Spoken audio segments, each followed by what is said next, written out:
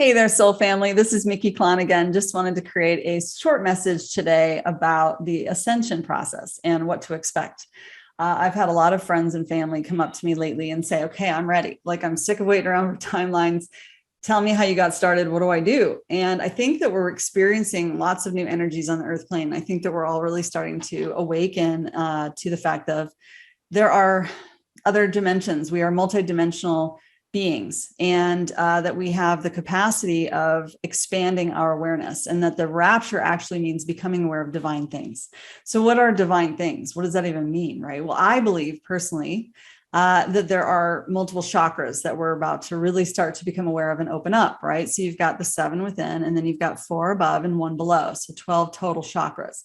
But the 4 above actually operate similar to like a Tesla tower. They're like an antenna where not only can we connect to our higher purpose and our higher self, but also to the collective or the God brain or the God consciousness. A lot of people might call it different things, but I really think that we're all capable of this, meaning that we can always be in perfect alignment with our life purpose and with our soul's journey.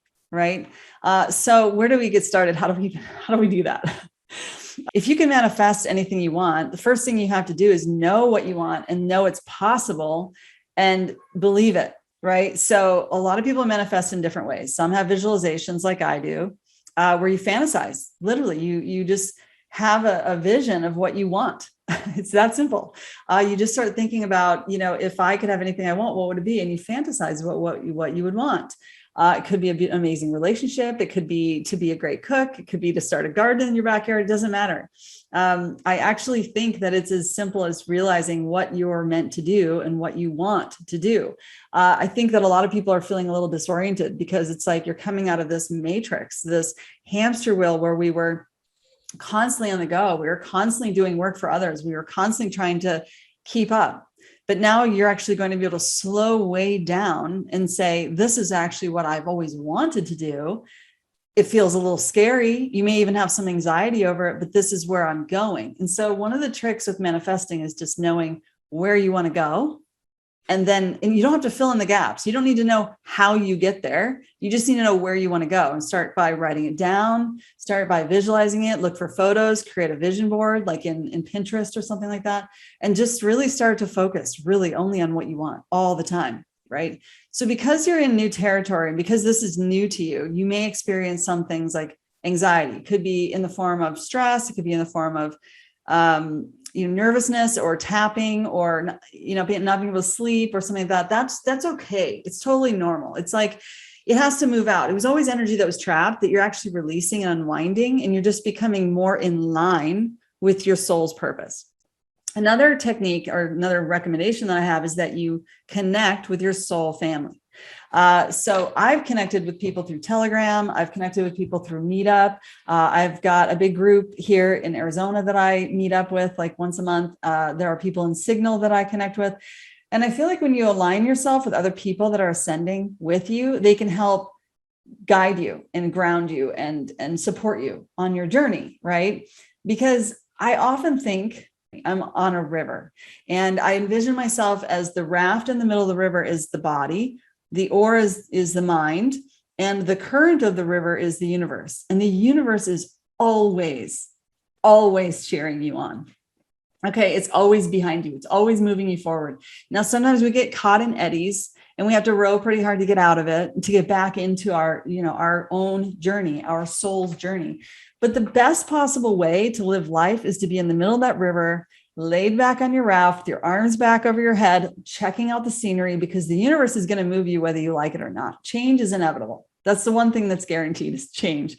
So we may as well enjoy and paddle hard, when it's time to go in a certain route. Maybe there's a fork coming up in the road, but whatever's taking you into alignment with your soul's journey is what's ultimately going to bring you joy. And therefore it will bring joy to those around you. Right. So those are some techniques that I use. Another thing that's kind of becoming a reality in my mind, the real word just keeps coming up. So is real, because it is a project and we're all capable of ascending just like Jacob did.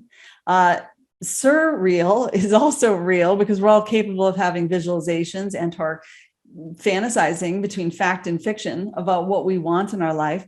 Ethereal is real because we are all held together by energy. Ether is the energy that holds us all together. Ether, real. So when you have visualizations and you see yourself in the spiritual realm, this is real. This is real. This is what you're manifesting. Another technique that I've started using quite often is gematria. So gematria is God's language. It's communication through numbers. So A is 1, B is 2, C is 3. And so if you see something, or you have something, a thought that keeps coming up in your mind, or, for example, when I go on hikes, I keep seeing these yellow butterflies. They either cross my path, or they come flying up to me, or they even sometimes stop and land on my shoulder. And so I searched up in gematria, which you can search them on gematrix.org.